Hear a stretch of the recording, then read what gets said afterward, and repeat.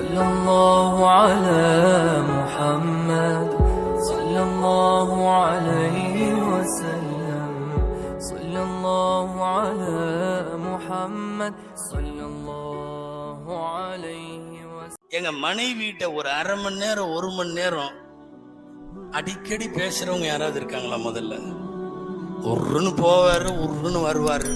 ஏதாவது வை எடுத்துக்கோ, இந்த அப்படி இவ்வளவுதான். மனம் விட்டு பேசுற மாதிரி மனைவிட்ட பேச ஆரம்பிச்சாவே குடும்பத்துல பிரச்சனையே கிடையாது. டெய்லியும் காலையில ஒரு பஜர்லயோ ஒரு நேரத்திலயோ ஏதாவது ஒண்ணு கொஞ்ச நேரம் உட்காந்து அப்படியே பேசி பாருங்க, 2 பேரும் நல்லது கெட்டத. குடும்பத்துல பிரச்சனைகளே வராது, பேசுறதே கிடையாது. விடிய விடிய எவனோ பேஸ்புக்ல ஃப்ரெண்டு, அது ஆம்பளை ஃப்ரெண்டோ பொம்பளை ஃப்ரெண்டோ, முகம் தெரியாதவனோடு 3 மணி நேரம் மொக்க போடுறான். நம்மால் 3 மணி நேரம் பேசிக்கிட்டே இருக்கிறாரு.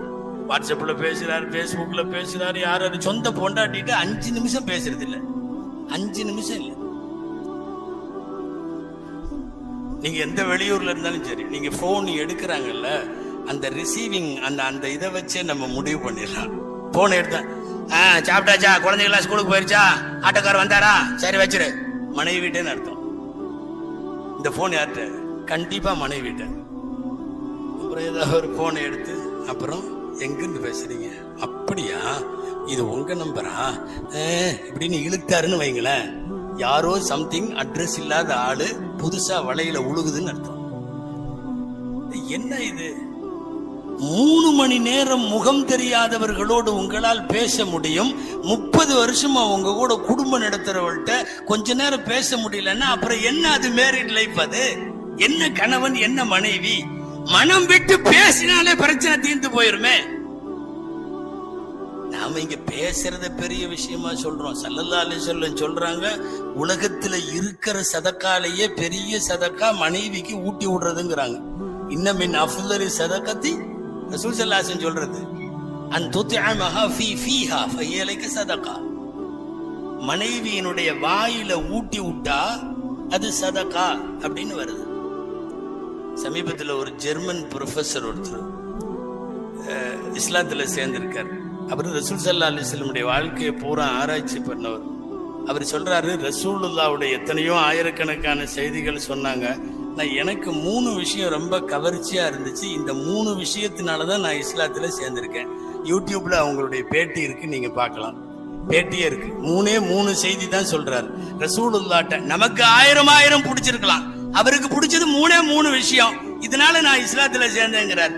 முதல் விஷயம் சொல்றாரு, அன் தல்கா அஹாக பிவஜ்ஹின் தலகின்னு நாயகம் சொன்னாங்க, யாரை பார்த்தாலும் உலகத்தில் புன்முறுவலோடு பாருங்கள், புன்னகையோட யாரை எதிர்கொண்டாலும் சரி, மனைவி மக்க வெளியில பக்கத்து வீட்டுக்காரன் வேலைக்காரன் மண்டிக்காரன் பால்காரன், யாரை பார்த்தாலும் புன்முறுவலோடு எதிர்கொள்.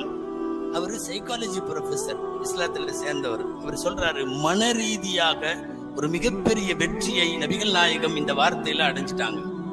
2வது என்னை கவர்ந்தது, இப்ப நான் சொன்ன ஹதீஸ், உங்கள் மனைவிக்கு ஊட்டி விடக்கூடிய ஒரு கவல உணவு உலகத்தில் இருக்கிற நீங்கள் செய்கிற எல்லா சதக்காவை விட அதுதான் சிறந்த சதக்கா அப்படின்னு சொன்னாங்க. இன்னைக்கு குடும்ப ரீதியாக சிதைந்து போயிருக்கிற உலகத்தின் உறவுகளை எல்லாம் ஒரு பலமான பிணைப்புக்குள்ளே கொண்டு வருவதற்கு சொல்யூஷன், தீர்வு சொல்லுகிறார்கள் நபிகள் நாயகம். எனவே இது 2வது பிடிச்சது. 3வது எனக்கு பிடிச்ச ஒரே வார்த்தை, நபிகள் ஸல்லல்லாஹு அலைஹி வஸல்லம் சொன்னார்கள், லா நஅகுலு ஹத்தா நஜூ வலா நஷ்பா. பசி எடுக்காம நாங்க சாப்பிட போக மாட்டோம், சாப்பிட போயிட்டா வயிறு நிரம்புறதுக்கு விட மாட்டோம். கொஞ்சம் காலி இருக்கிறப்பவே எந்திரிச்சிருவோம். பசி எடுத்தா தான் சாப்பிடுறதுக்கு போறதுங்கிறது இன்றைக்கு உலகத்தின் எல்லா நோய்களுக்கும் அதுதான் திரை, எல்லா விதமான ஆரோக்கியத்திற்கும் அது தலைவாசல். பசி வந்தா மட்டும்தான் சாப்பிடுவோம். மெம்மேல போட்டு ஓவர்லோடு போடுறதில்ல, டைமுக்கு லோடு போடுறதில்ல, பசி வந்தால் சாப்பிடுவோம். இந்த 3 தத்துவம் என்னை இஸ்லாத்துல சேர்ந்ததுங்கிறாங்களே, இதுல முதல் அவங்க சொன்ன தத்துவம், மனைவிக்கு அன்பாய் ஒரு கணவன் ஊட்டி விடுவது. ரசூலுல்லாஹ் ஊட்டி விட்டுருக்கிறாங்க.